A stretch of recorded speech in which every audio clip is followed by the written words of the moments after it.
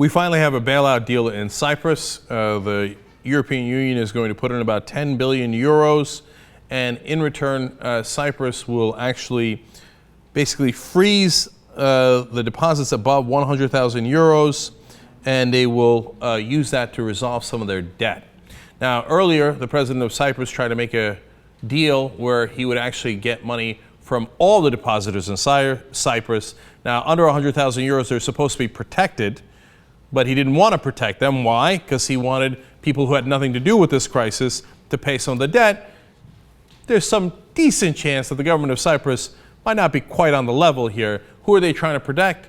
Well, the Russian oligarchs who have put in a tremendous money into offshore accounts in Cyprus. And he wants to keep that going. So he wanted to protect the incredibly rich Russians who might have affected Cypriot politics a little bit. Right? Now, that plan didn't work out because it was going to be a disaster. There was going to be a run on the banks. So now the people under 100,000 euros are protected, and it'll be people above 100,000 euros, a lot of whom are, as we pointed out, people from abroad, not people of Cyprus, who will have to pay the debt, which makes sense. Now, to give you a sense of how bad it was in Cyprus, the country is an island of just 1.1 million people, but there was 68 billion euros in deposits. And of those, 38 billion were in accounts of more than 100,000 euros. And so that's how you can tell it was an offshore haven for the incredibly rich, and we do know predominantly Russian in that particular case.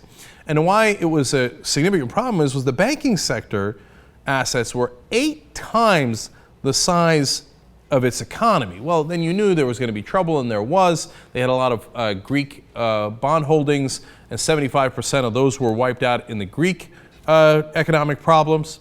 So, but look, hey, that's Cyprus. I mean, come on, that's not going to happen in the rest of the world. Certainly not going to happen in solid US of A, I'll tell you that for sure. Well, okay, let's take a quick look at the rest of the world and how our economy stands in relationship to the banking sector.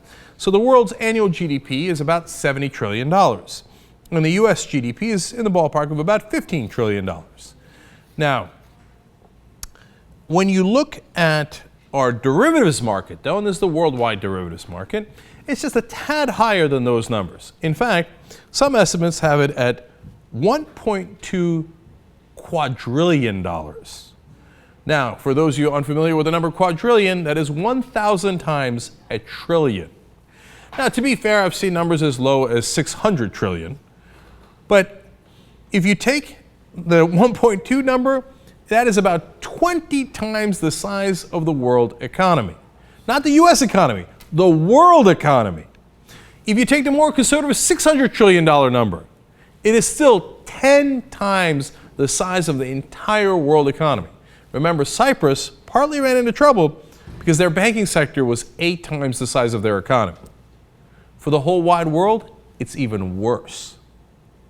So for those of you who think, oh, don't worry about it, the Eurozone's got it under control and they've contained the Cyprus virus and everything's going to be just fine.